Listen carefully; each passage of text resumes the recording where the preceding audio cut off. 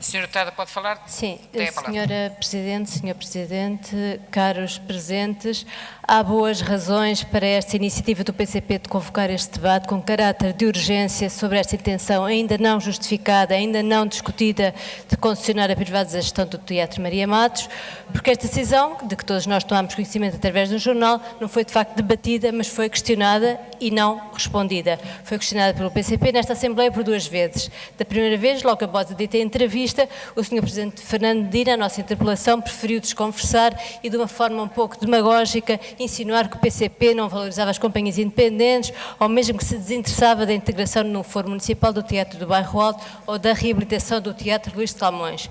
Da segunda vez, manifestando o PCP a sua incredulidade pelo facto desta entrega do Maria Matos não constar das grandes opções do plano e do contrato de programa com a EGEAC, a Sra. Vereadora preferiu desviar o assunto, comentando que uma concessão de gestão não é uma privatização, e pois não, mas retira-o da iniciativa pública e do escrutínio público também.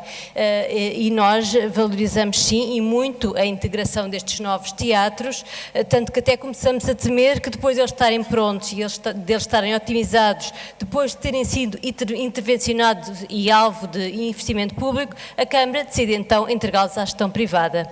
Tudo isto parece um absurdo e gostava de lembrar este Executivo que ser autarca é ser gestor da coisa pública e não vendedor e não emprestador ou agente intermediário. Se persistem nesta política do entreguismo e de se desfazerem dos equipamentos públicos, sobretudo após estes estarem valorizados, se não assumirem esta postura de autarca enquanto gestor da coisa pública, mesmo que seja difícil, mesmo que custe e que demore tempo a criar públicos e dinâmicas num teatro, então se não querem assumir este encargo, que é o de gerir, se não estão dispostos a isto, então digo-vos que mais vale nem concorrerem às eleições.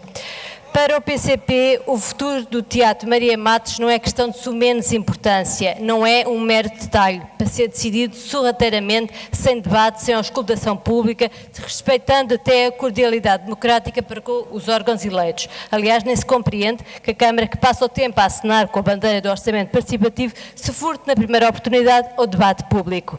Já que não sufragaram em tempo eleitoral, esta questão, como já dissemos, não constou do programa eleitoral do PS, ao menos que o discutissem a posteriori. Para o PCP, a defesa deste teatro é uma prioridade, daí a convocação deste debate, assim como o nosso firme propósito de reverter o processo de concessão e tal advém do compromisso que assumimos para com os lisboetas de defesa do espaço e interesse público, de respeito pelos públicos de teatro e pela sociedade civil, defesa de uma cultura que não seja a do lucro e do retorno imediato, dependente de bilheteiras, dependente da cultura do mero entretenimento, do show-off, da festarola, do vedetismo televisivo, e disso Lisboa está bem abastecida. Senhores vereadores, não infantilizem e não menorizem o público de Lisboa, isso é muito feio, além de que até é um pouco arrogante.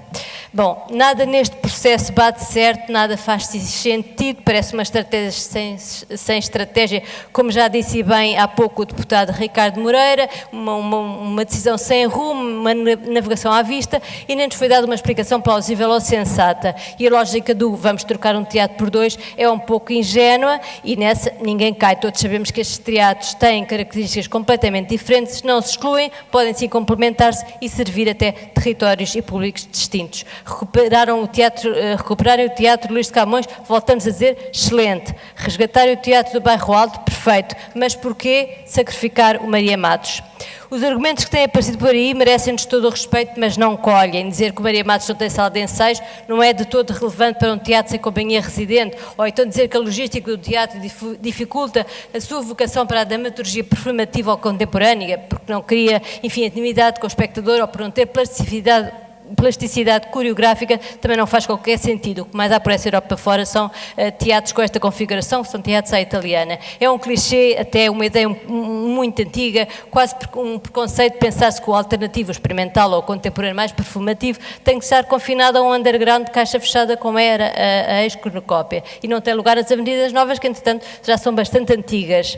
Mas nem sequer é esse o ponto. A questão é que este é um teatro muito apetecível e eu gostava que tivesse atenção a isto. tanto em condições técnicas de excelência, como por possuir uma acessibilidade excepcional. Chega-se lá de metro, de comboio, de bicicleta, as acessibilidades a deficientes estão funcionais e permite o acesso de logísticas que às vezes grandes produções exigem, coisa que, por exemplo, seria impensável no teatro como o do Bairro Alto.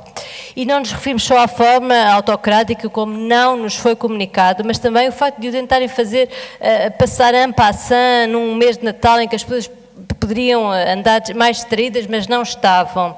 Nem o grupo municipal do PCP, nem outros grupos municipais aqui, nem a população, os artistas, os trabalhadores e todos aqueles que se reuniram em mais de 2.500 assinaturas numa petição feita que muito louvamos e apoiamos.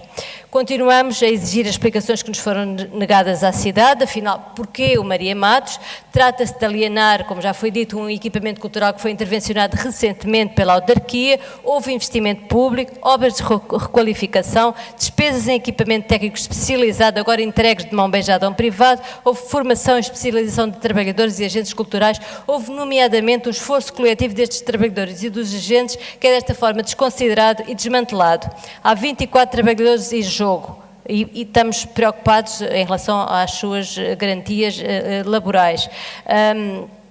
Embora seja para nós admissível esta ideia de concessão, temos que ter em consideração a salvaguarda dos seus postos de trabalho.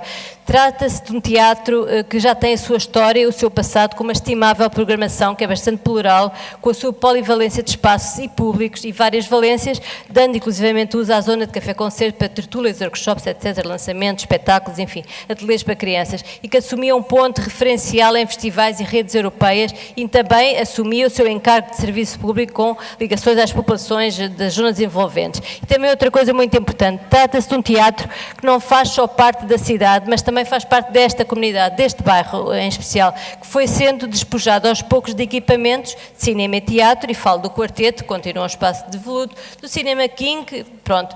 Este próprio Cinema Roma, onde funciona a Assembleia, mais abaixo o Londres transformado em loja dos chineses e o Império ali nas mãos da Yurt, ali na avenida também Guerra Junqueira havia um cinema, revelando assim como os sucessivos executivos camarários se desinteressam dos equipamentos culturais dos bairros residenciais, mostrando em contraste uma real obsessão em apostar nos bairros históricos e da moda, cada vez mais povoados por turistas e menos por moradores, acentuando assim uma marginalização cultural de certas zonas da cidade.